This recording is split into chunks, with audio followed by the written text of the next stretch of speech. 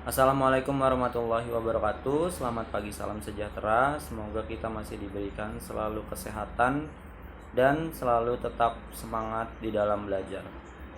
Hari ini Bapak akan mengajar sosiologi kelas 10. Tapi sebelum memasuki pelajaran, alangkah baiknya kita berdoa terlebih dahulu. Berdoa menurut kepercayaan dan agamanya masing-masing. Berdoa dimulai.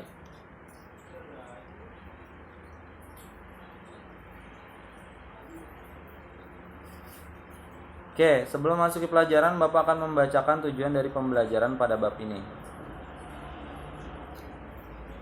Yang pertama, melalui analisis kasus, peserta didik mampu mendeskripsikan ragam gejala sosial dalam masyarakat secara tepat. Dan yang kedua, melalui kegiatan penelitian sederhana terkait penerapan ilmu sosiologi, peserta didik mampu menunjukkan sikap peduli dengan mengungkapkan gejala sosial yang ada di lingkungan masyarakat secara tepat. Oke, bagian pertama yang Bapak jelaskan adalah gejala dan realitas sosial sebagai kajian ilmu sosiologi. Setiap ilmu pengetahuan memiliki objek kajian, begitu juga dengan ilmu sosiologi. Objek kajiannya terdapat dua. Yang pertama, gejala sosial. Yang kedua, realitas sosial yang terjadi di dalam masyarakat. Bagian pertama itu gejala sosial. Gejala sosial merupakan peristiwa yang muncul dalam masyarakat. Gejala sosial bersifat dinamis dan akan terus bermunculan seiring perubahan masyarakat. Berikut contoh dari gejala sosial. Oke, Bapak akan memberikan 3 contoh dari gejala sosial. Yang pertama, jaringan pertemanan tertutup.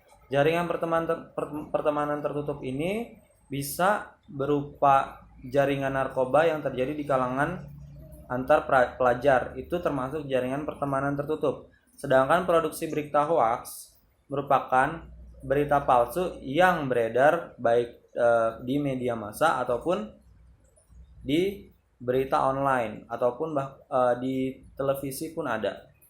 Kemudian ada plagiarisme atau penjiplakan satu karya. Penjiplakan satu karya contohnya terjadinya plagiarisme yang dilakukan oleh kalangan mahasiswa di dalam menempuh pendidikan sarjana atau S1. Yang kedua ada realitas sosial sebagian kajian ilmu sosiologi. Nah, realitas sosial ini merupakan sesuatu yang dianggap nyata di dalam kehidupan sosial. Nah, Bapak memberikan banyak contoh realitas sosial. Bagian slide pertama, realitas sosialnya berupa sosialisasi dan pembentukan kepribadian. Kemudian ada hubungan sosial, ada nilai dan norma.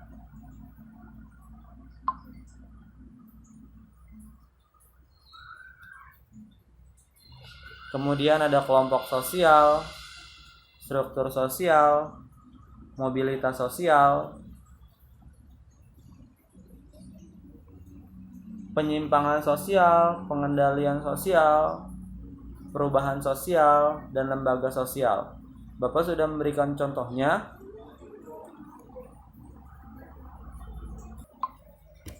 Kemudian ada fungsi ilmu sosiologi dan peran sosiolog dalam masyarakat. Bapak akan membahas fungsi ilmu sosiologi dan peran sosiolog dalam masyarakat. Bagian pertama, di dalam fungsi ilmu sosiologi ada 4 pembahasan.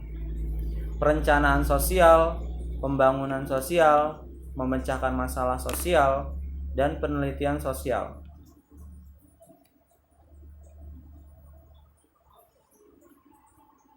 Oke, perencanaan sosial. Apa yang dilakukan di dalam perencanaan sosial? Yang pertama, memahami perkembangan budaya masyarakat. Yang kedua, memahami hubungan manusia dengan lingkungan dan sosial. Yang ketiga, membentuk spekulasi ilmiah berdasarkan fakta. Yang keempat, mengetahui batas-batas perkembangan masyarakat. Oke, dari 4 perencanaan ini menunjukkan bahwa sosiologi sangat amat dipentingkan, sangat amat dibutuhkan di dalam perencanaan sosial. dari memahami perkembangan budaya masyarakat gitu. Di dalam perencanaan sosial kita para sosiologi memahami perkembangan kebudayaan masyarakat, kemudian sampai memahami hubungan manusia dengan alam dan lingkungan, membentuk spekulasi berdasarkan fakta, dan mengetahui batas-batas perkembangan masyarakat. Yang kedua, pembangunan sosial. Apa sih fungsinya?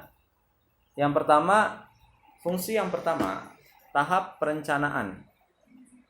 Berguna untuk mengidentifikasi berbagai kebutuhan masyarakat. Kemudian yang kedua, tahap pelaksanaan, berguna untuk mengidentifikasi perubahan yang terjadi di dalam masyarakat. Dan yang ketiga, tahap evaluasi, berguna untuk menganalisis dampak dari pembangunan. Memecahkan masalah sosial.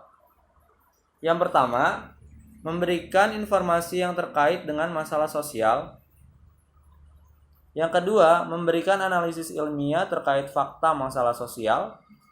Dan yang ketiga, memberikan saran kepada stakeholder di dalam upaya pemecahan masalah sosial. Di sini dijelaskan, di dalam masalah terdapat 3 pemecahan masalahnya.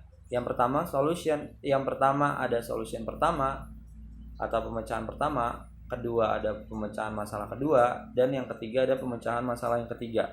Pemecahan masalah itu yang pertama memberikan informasi terkait dengan masalah sosial. Pemecahan masalah kedua memberikan analisis ilmiah terhadap fakta masalah sosial. Pemecahan masalah ketiga memberikan saran kepada stakeholder dalam upaya pemecahan masalah tersebut. Penelitian sosial mengembangkan teori untuk menemukan penjelasan berbagai fakta di dalam masyarakat. Ini merupakan salah satu fungsi sosiologi, gitu. Mengembangkan teori sosiologi untuk menemukan dan menjelaskan berbagai fakta dalam masyarakat. Tadi Bapak sudah menjelaskan